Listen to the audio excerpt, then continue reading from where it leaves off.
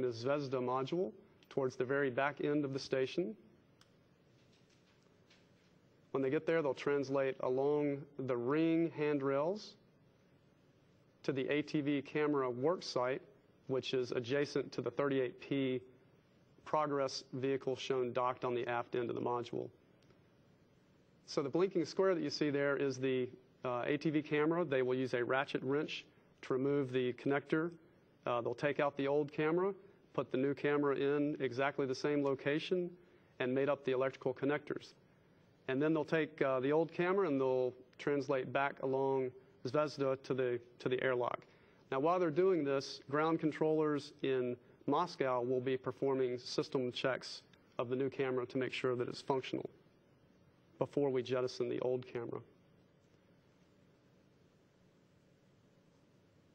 So when the crew gets back to the Piers docking compartment, they will tether the old camera to an EVA ladder, leaving it till the end of the EVA. They'll retrieve their cable bundle reels and proceed up to the ball portion of Zvezda or Paka-O, and they will begin mating 4 electrical connectors of the command and data handling set of cables. And this will be about an hour and 45 minutes into the EVA when they get to this point. So again, they make the connections, and then they will also secure the cables with wire ties along handrails. And then they will proceed to the top side of the Zarya module and make their way towards the front side of that module, towards the US segment, stringing along the command and data handling cables as they go.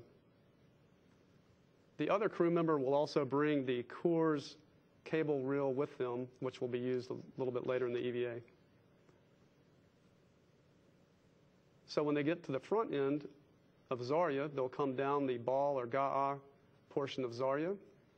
They will set up their work site with their cable reel, and they will install ties for to hold the cables in place, and then make the electrical connectors on the Razvet module, which you see towards the lower part of your screen. That's the new module.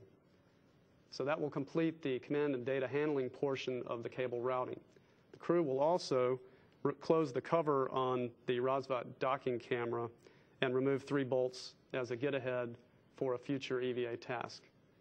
Then the crew will come around to the port side of the station, and they will proceed to mate the Coors cable to connect the Coors passive antennas on Razvat to the station computers, again to support automated rendezvous and docking on the new docking port on Razvat. They'll make their way back along Zarya, bringing with them the 2 empty cable reels, and return to the airlock. And this portion of the EVA is expected to take about 3.5 hours total. So once they're back at the airlock, assuming that the checkout of the new camera is satisfactory, the old camera will be untethered. The crew will use the Strela crane foot restraint, secure themselves, and then they will jettison the old camera in a retrograde direction, opposite of the direction of travel of the station. And the expected release velocity is about 0.5 meters per second. And with that, the camera will phase out in front of the station. And since its drag deceleration is greater than the overall station, it will slowly lose altitude and continue phasing in front of station. And after about 120 days, it is expected to re-enter the Earth's atmosphere and burn up.